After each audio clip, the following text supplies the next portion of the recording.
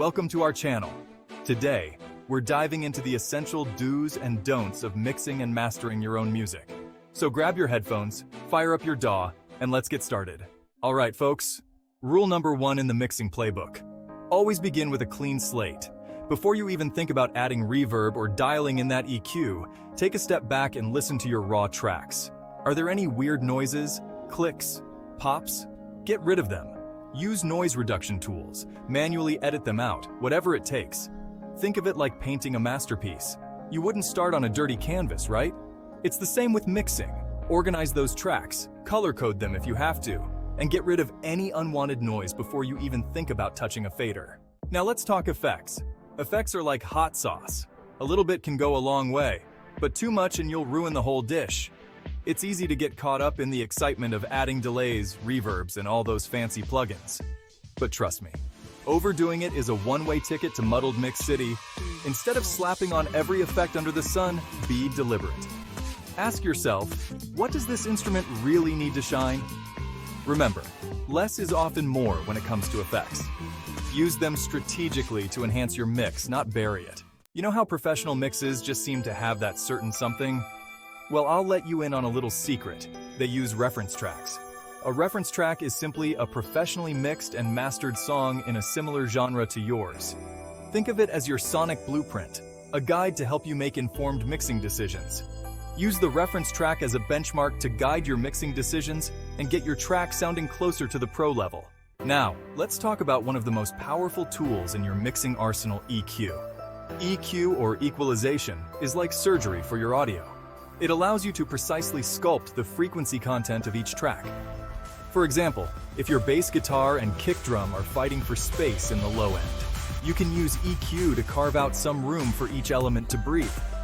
Boosting the high frequencies on your vocals can add presence and clarity, while cutting out some of the low mids can clean up muddiness. Here's a mistake I see a lot of new mixers making. They only listen to their mixes on one set of speakers. Look, your car stereo, your earbuds, your laptop speakers, they all have different frequency responses. What sounds amazing in your studio might sound muddy or harsh on another system. That's why it's crucial to check your mix on multiple devices throughout the mixing process. This will give you a better understanding of how your mix translates across different systems and help you make adjustments to ensure it sounds great everywhere. The volume trap. Don't mix with your speakers on 11. Mixing at high volumes for extended periods is a recipe for disaster. Not only can it damage your hearing over time, but it can also lead to ear fatigue.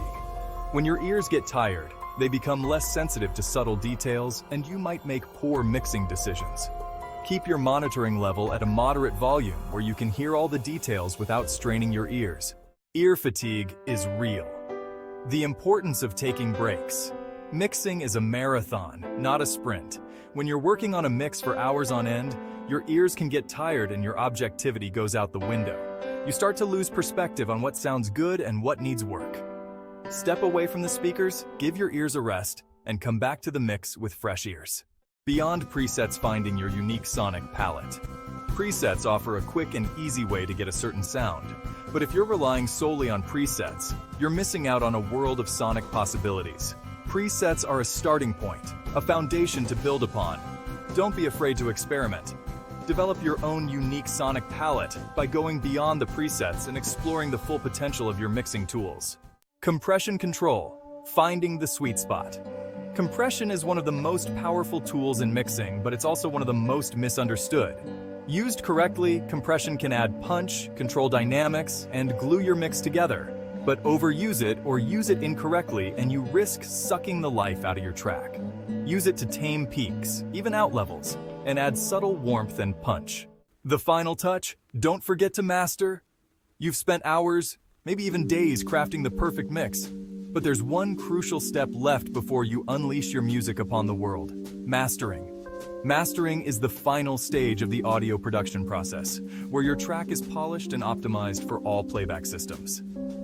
If you're serious about getting the absolute best sound for your music, consider sending it off to a professional mastering engineer. Outro. Mix on. Your journey to audio excellence. Thanks for watching. If you found these tips helpful, don't forget to like, comment, and subscribe for more music production advice. Most importantly, have fun.